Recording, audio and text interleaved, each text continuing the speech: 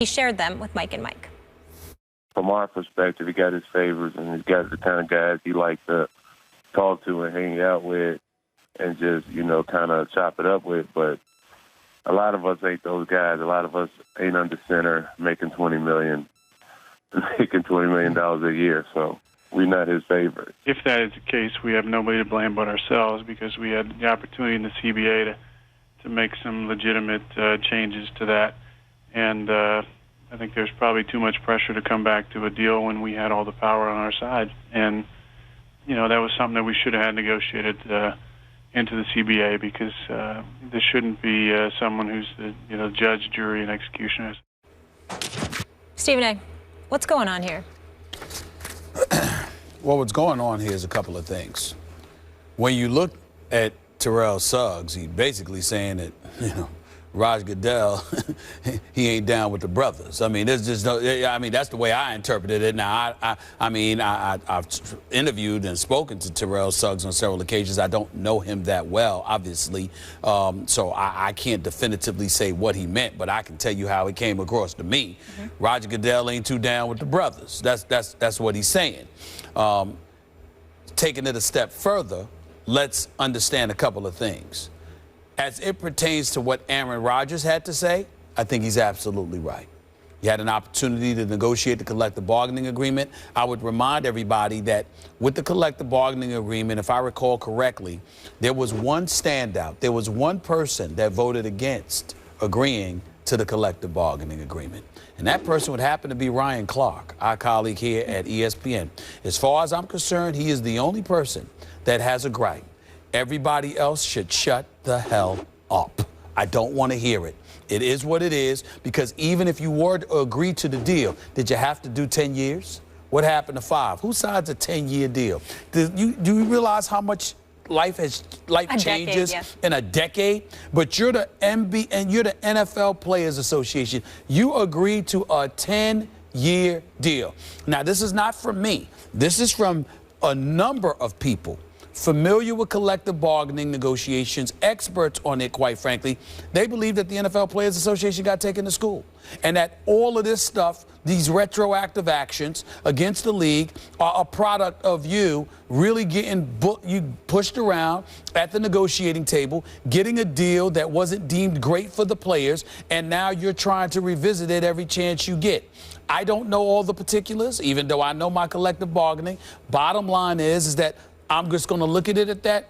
That's for the Players Association to answer. When it comes to T-Sizzle, Terrell Suggs, what I would say is, in terms of his direct comments about Roger Goodell, so what?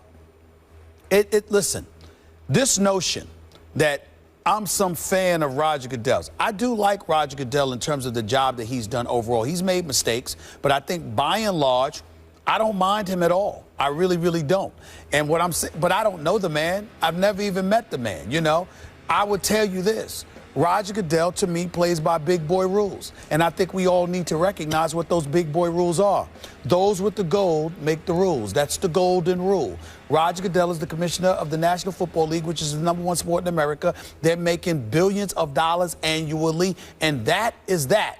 And it's time that a lot of these NFL players, as far as I'm concerned, put on their big boy pants and start whining about stuff that you can't change until the next collective bargaining negotiations come around. Damian Woody yesterday got a bit heated with me. That's my big boy. I mean, listen, we ain't going to fight. We know I don't want to commit suicide here. So it's not all I was going to do was talk back to him. That's about all I could do against Damian Woody. But that's my man. That's my brother right there. But let's be clear. He get upset because his whole thing was, you know what, it's not right. Why should Roger Goodell just get to do what he wants to do? We're just supposed to march up to the commissioner's office and do X, Y, and Z. Well, if it's your boss, yeah. I know it's hard, but when we sit up here and we talk about being role models, when we talk about professional athletes having an impact on younger minds and beyond, understand that you're setting an example. Don't set the example that's going to lead somebody down a road to ruin. If you want to sit up there, ladies and gentlemen, and want to follow the NFL players and don't want to listen to your boss and want to stick out your chest and you want to be defiant, you go right ahead and watch where it gets you, because I assure you it's not going to get you where it'll get them in some instances. It's just not wise. Of course Roger Goodell is going to play favorites with his big money players. You know why? Because they're big money players, which means they make big money for the NFL. It's that simple. Grow up and get over it, because it's the real world. Okay. It's so much more complex than that. You're so wrong, Stephen A. Right. Now, let's start with who Goodell knows and who he doesn't know, okay? I understand you could hear it as a racial thing, maybe, or take it that way, or interpret that Terrell Suggs meant it that way. But if you're the commissioner of the league, and there are 2,500 players, give or take, that you need to know, you can't know them all. You know the quarterbacks. You may know some union reps. You may know some stars here and there, and, you know, the owners and the coaches. I mean, that's only so many people you can know and be intimately familiar with. I'm not blaming Roger Goodell for that. But in terms of what Aaron Rodgers said, he said, if that's the case, in other words, if Goodell has these powers, then we should have done a better job collective bargaining. Now, let's get to the collective bargaining agreement. Stephen A., I totally agree with you about this. They got rolled. The union got stomped out by the NFL in that agreement.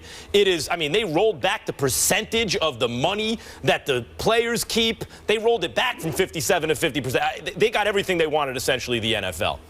Now, why is that? Because they basically act as a monopoly, de facto monopoly. I mean, in the sense that if you're one of the best football players in the world and you want to make a lot of money, there's only one place to get rich playing football, and that's the NFL. Mm-hmm. They've absorbed everybody else and crowded out the competition everywhere else, so you got to deal with them. And then because there are relatively few guaranteed contracts in the NFL, the players' union isn't that strong. The coffers aren't that deep. They don't have the kind of money to absorb a long-term lockout. Many of the players don't. And so they will vote and they will exert pressure to just get a deal done. But in this case, Stephen A., part of the collective bargaining agreement in which we both agree they got rolled, they've been had. They didn't do a good enough job negotiating. But part of it is that Goodell, in fact, does not have the power to do this, and that's why they want to challenge it. In other words, yeah, we did a bad job, but one of the things we were able to get in this deal, at least as it relates to Harrison and the PED guys, or the accusations from the Al Jazeera report, one of the things we were able to get is you can't just force us to come in and start talking before you've gathered evidence. At least we got that. And that's not good enough for Goodell and them. They're like, no, we're going to do that anyway. So while I agree with you, the NFL won the CBA, no question. Goodell is the boss. Yes, they are not only the biggest sports machine in this country, they're the biggest entertainment entity in this country, if not in the world. A 15 to what is it, almost $20 billion a year industry now. It's insane. But that doesn't mean that the players don't have the right to do what they're doing, according to the CBA. I sincerely hope that the vast majority of players, and particularly young minds out there, are not listening to you, because they won't remain employed very, very long. Let's talk about this on a couple of levels. First things first, let me just get this out the way, Molly and Max, as an aside. I was not bringing up race. I'm thinking that Terrell Suggs, there are numerous NFL players who have brought up race when complaining about Roger Goodell and the muscle, the strong arm of the NFL. I remember players in the past mentioning the word slavery. I was the one who debunked all of that, saying that's nonsense. Stop it. It's big. Put on your big boy pants. This is about business. Get Your over inference it. from what he said is that I'm just saying that. That's number one. Number two, and the most important point. You see, let's think about this. Tom Brady is a superstar. Tom Brady may be the greatest quarterback of the modern day era. Yep. Tom Brady is a 4-time Super Bowl champion. Good looks, GQ, supermodel wife, still haven't gotten over the runway for to start the Olympics. She worked it. Well, she worked it. Woo, she worked it. All of that stuff, this is Tom Brady. Tom Brady gets associated with all of this. And Goodell came after that man. Goodell did not come after that man, Max Kellerman. Even with the Ted Wells investigation, it was not because of that. There were so many holes in that Ted Wells investigation to put Swiss cheese to shame. Okay, here's what happened. How dare Tom Brady challenge the authority of the NFL. That is what this is about. That is what the fight is about. The NFL Players Association. I respect DeMaurice Smith.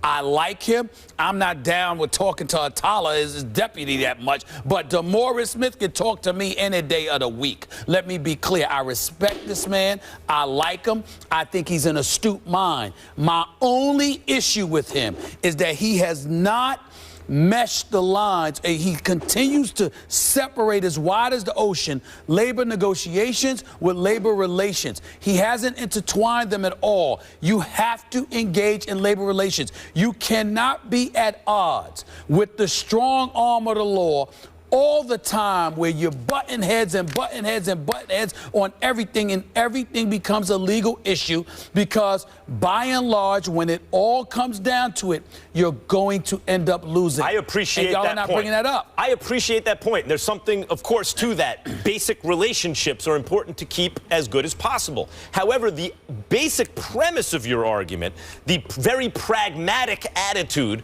that because you are very, very likely to lose, in your opinion, you shouldn't fight. Well, in that case, nothing ever gets done. You have to be willing to fight sometimes, even when the odds are against you. But see, here's where, and I'm going to get a little personal here. Here's where you coming across as a bit phony, Max Kellerman, because Max Kellerman, let me tell you something right now. You will sit up there, and contrary to what people might believe, you could be as combative as anybody. But when it comes to work, you cultivate relationships. Yes. You talk to people all the time. And if John Skipper called you and said, I need you in my office, you're not going to go like this. Well, tell me why first. Yeah, you know what you're going to do?